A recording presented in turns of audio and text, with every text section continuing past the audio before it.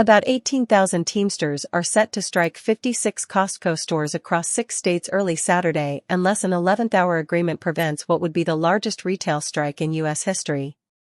Talks resumed between the two sides Thursday, but there have been no updates on the negotiations. In addition to disagreements on wages and benefits, the union said Costco had rejected proposals dealing with seniority pay, paid family leave, bereavement policies, sick time, and safeguards against surveillance. Teamsters members at Costco make up 8% of the 219,000 employees at 616 U.S. stores, according to company filings. But a strike by that many workers would be significant for the largely non-union sector.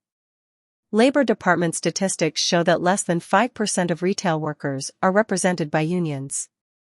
Most of those unionized retail workers are in the grocery store sector. The unionized store locations, which have not been identified by either the union or company, are in California, Maryland, New Jersey, New York, Virginia, and Washington. Costco said on Friday that even if there is a strike and unionized workers don't report to work, all of our locations will be open for business this weekend, an indication that it intends to use management and non-union staff to keep stores operating. Meanwhile, while the Teamsters only represent workers at a small fraction of Costco stores overall, the union is prepared to set up picket lines at an undisclosed number of non-union Costco stores nationwide, even if workers at those stores remain on the job. Such a move could greatly increase the economic pressure on the company. While there are only 18,000 Teamsters at Costco, the union has more than 1 million U.S. members it can call on for those other picket lines. History of above-market wages. Costco has a reputation for providing relatively good pay and benefits, especially compared to other retail chains. Its annual company filing states that our philosophy is not to seek to minimize their wages and benefits. Rather, we believe that achieving our longer-term objectives of reducing employee turnover, increasing productivity, and enhancing employee satisfaction requires maintaining compensation levels that are better than the industry average.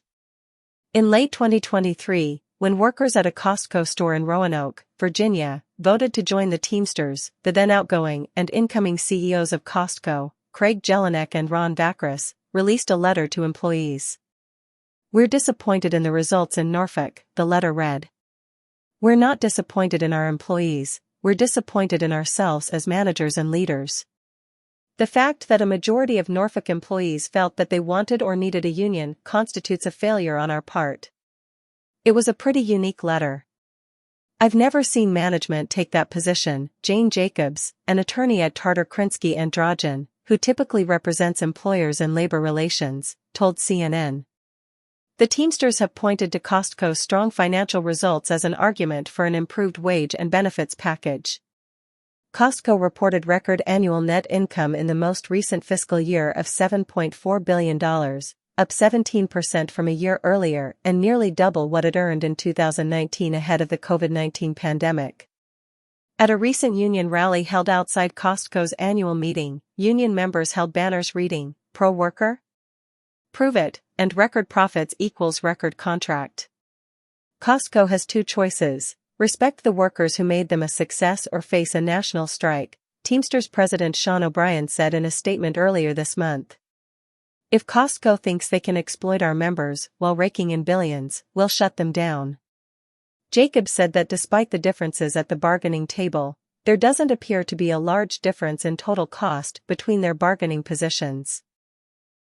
Costco confirmed a Reuters report that it recently sent a letter out to all employees at non-union stores announcing it was raising pay by $1 an hour to $30.20 this year and another $1 an hour each of the next 2 years. Starting pay would be raised by 50 cents an hour to $20.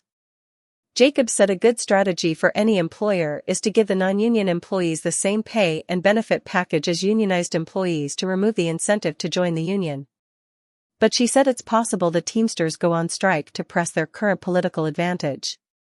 O'Brien has gotten closer to President Donald Trump than many labor leaders, Jacobs said. He spoke at the Republican National Convention and did not endorse Democratic nominee Kamala Harris. Meanwhile, Costco has refused to back off of its diversity, equity, and inclusion (DEI) efforts, which have become a focus of Trump's attacks in the early days of the new term.